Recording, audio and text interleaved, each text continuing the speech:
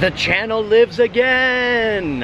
Hey everyone, it's Alexander Robinson, and welcome back to this particular channel. Last year, this channel went under a different name, The Real Mr. Robinson's Outdoor Adventures, and I made a video where I said I would stop working on this channel because it's too time consuming, and I move any theme park stuff that I do or any vlogs onto my now titled movie review channel. Those views don't really get a lot of attention, so I figured why not just solely go back to this. Like, I will make this channel be a side project where my movie review channel is the main priority, because I really like doing these vlogs and I love doing theme park stuff. But I figured, you know what, they get better views on this channel, even though there's not many subscribers on this channel as of now, so why not just revive this channel and give it a new name. So I've renamed my movie review channel Alexander Robinson Movie and TV Reviews.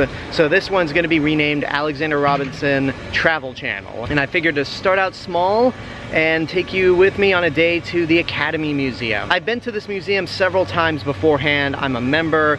I love it. It's obviously changed since it first opened 2 years ago. But I figured to take y'all along with me and basically to get out of the LA sun, because it is hot, it is sweaty, it is somewhat humid. Let's start this vlog on the right note and go inside where there is air conditioning. It's definitely not as hot as it has been in the past couple days, but we are still in the middle of a heat wave. The Academy Museum's right over there. We'll walk down that pathway, but it's right next to the LACMA Museum, which is under a major renovation. I am not sure when this is supposed to reopen, but hopefully in the next couple of years. I'm currently sitting underneath the David Geffen Theater, which is that giant dome building that you probably see if you drive down Fairfax or 6th Street. It's a great place to get shade or just relax and get out of the sun. But before I head inside the museum, I just want to let you all know that for this particular video, I won't be talking a whole lot because it's a museum, it's mostly quiet. Just want to kind of show you guys around. If there is any talking, it probably will mostly be done in post, where I'll do voiceover. I'm not going to be doing any actual talking. So with that said, let's go inside. So for those of you who have never been to the Academy Museum before, the museum's actually divided into 3 main floors and a 4th special floor. Floor 1 is basically a room full of screens where they show the history of film. And there's not much to it. You just see a lot of films throughout history since the beginning of its inception, and it's a nice way to start things off. As you make your way to the 2nd floor, there's actually a small 2-story exhibit before you continue throughout the main museum. And this small exhibit is dedicated to film backdrops. And the big centerpiece of it all is a backdrop of Mount Rushmore. This was from Alfred Hitchcock's classic North by Northwest, and it's such a big painting that it goes all the way up to the 3rd floor, meaning this is a 2-story exhibit. It's also accompanied by a bunch of storyboards, behind-the-scenes photographs, and stills from the movie on how these sequences were able to be accomplished, and what it took to get research to actually build the heads that Cary Grant and Eva Marie Saint had to climb on in the finale. The main exhibit on level 2 continues the stories of cinema and opens with a giant screen showcasing several movies from Into the Spider-Verse, Alice in Wonderland, 2001, Blade Runner, Get Out, Y Tu Mama Tambien, Batman Begins, Roma, the list goes on. Just around the corner from these screens are a couple of more exhibits dedicated to a few select films. One of them is dedicated to Casablanca, featuring props and info on the cast and crew of the film. And another exhibit is based off of John Singleton's Boys in the Hood, which is a movie that I myself have not watched. They're really cool, but it's also worth noting that this floor was not the same as it was when the museum first opened in 2021. When the museum first opened, this section was more dedicated to a bunch of random props, like nunchucks that Bruce Lee used, an old editing machine, and the sled, Rosebud, from Citizen Kane. Afterwards is an area dedicated to the actual Academy Awards. They have several Oscars on display, including this one, which Star Wars won for Best Visual Effects back in 1977. That would be the 1978 ceremony. They also have several outfits on display from people who have attended the Oscars. There are 2 screens side by side showcasing some of the most famous speeches in Oscar history, little tidbits about each ceremony, and what the stages look like throughout history. The next room, dedicated to Agnes Verda, was actually not part of the original museum when it opened. It was actually a room dedicated to Spike Lee. This exhibit's very good in itself, showcasing a lot of Agnes Verda's photography before she became a filmmaker. I'm admittedly not too familiar with her work, but knowing that little bit of history, how she didn't have any experience with film school, is an uplifting story for anyone who wants to become an up-and-coming filmmaker. There's a short hallway that's dedicated to screenplays, storyboards, everything that's required to basically create a movie from the ground up. Something that studios are unfortunately not regarding in a highest manner, considering that the WGA is on strike. So hopefully that gets resolved, but this section is very fascinating and leads into another temporary exhibit, the art of movie making, the Godfather. This room was originally dedicated to the Wizard of Oz. And this particular exhibit for The Godfather showcases some of the cameras they were using, an editing booth, a replica of the horse head that was used in the first movie, Vito Corleone's desk that was in the first film as well, the copy of the book that Francis Ford Coppola used and basically wrote notes in while he was making the first Godfather. It's a very fascinating exhibit and something that every fan of these movies should check out. Again, it is a temporary exhibit, so if you're in Los Angeles before March 17th of next year, you better see it because March 17th is the last day before it closes and becomes something new. The last section of the second floor exhibit is dedicated to costumes and makeup in general. Like here we've got Dick Tracy's costume from Dick Tracy. And this is also an ever-changing exhibit because Florence Pugh's costume from Midsummer was here. Matthew McConaughey's spacesuit from Interstellar was displayed here as well.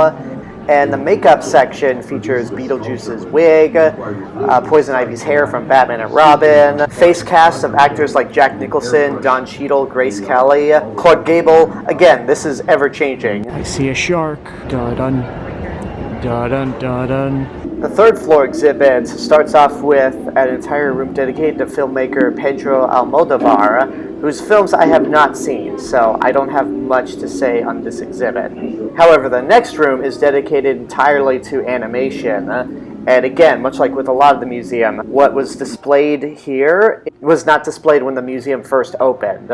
So this is an area that's ever-changing, and then it leads into probably my favorite area of the museum, the exhibit dedicated to science fiction, fantasy, and special effects. The hallway that leads into the sci-fi fantasy room is dedicated to the pioneers like Willis O'Brien, Ray Harryhausen, the team that created the dinosaurs in Jurassic Park, as well as a lot of the special effect creatures and techniques used in James Cameron's films. My favorite section of the museum, the science fiction fantasy area, has a bunch of costumes and outfits from certain films, like the Dora Milaje warrior outfit from Black Panther, the xenomorph alien skull from Alien, the ship from 2001, C-3PO and R2-D2 from the Star Wars trilogy, the Gillman from Guillermo del Toro's Shape of Water. They even have a wraparound screen that's just nothing but a montage of some of the most iconic science fiction movies ever made, ranging from Alien, Star Trek, Star Wars, even Ishiro Honda's The Mysterians. So that just brought a smile to my face that both The Mysterians and Godzilla were featured in some way in the Academy Museum. Here's something funny to give away my age. When I first saw this Arnold head, I thought it was from the original Terminator because it certainly was worn out. And then I looked down at the bottom, it's from Terminator 2, because I keep forgetting that movie is 32 years old. Honestly, this room is the one that I could just spend all day in, especially with that giant wraparound screen with a bunch of sci-fi movies playing. But it is probably the best way to end the main part of the exhibit, because when you leave, there is a lot of quotes about how the future of cinema is ever evolving. So it's a nice way to end the main part of the museum, but that's not quite the end. There are other parts of the museum that I didn't show in this video, mainly to not spoil every single detail about the museum. But one of the last things that's worth doing is going up to the 5th floor to the Dolby family terrace. Basically, walk across Barbra Streisand Bridge and enter that giant dome on the roof of the theater that you see on Fairfax and 6th. Time to head back outside into the hot blazing sun across Barbra Streisand Bridge as we end our day on the Dolby family terrace, the giant dome building outside the Academy. and we get this amazing view out here. Like right over there is the Grove.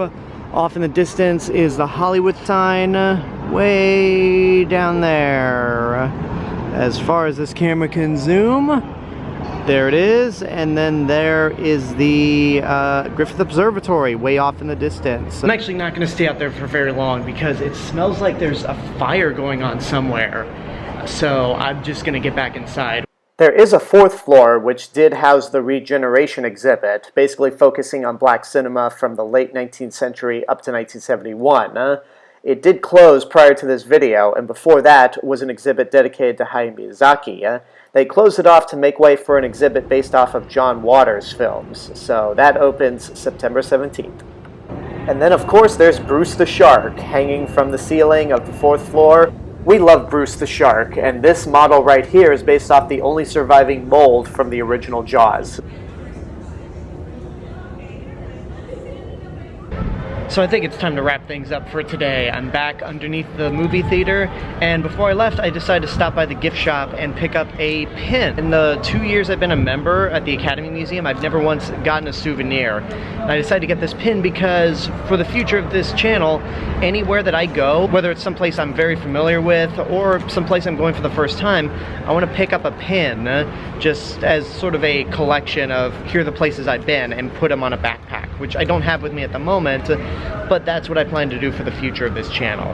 As for the future of said channel, again, I'm not going to be fully dedicated to this like I am with my movie and TV reviews, mainly because when these videos go up on that channel, they don't get very good views, and they also kind of screw up with the algorithm in terms of where people can find that channel. So I figured keeping all these type of vlog videos, theme park videos on this travel channel would be a lot easier and help this channel in particular grow and find its own audience.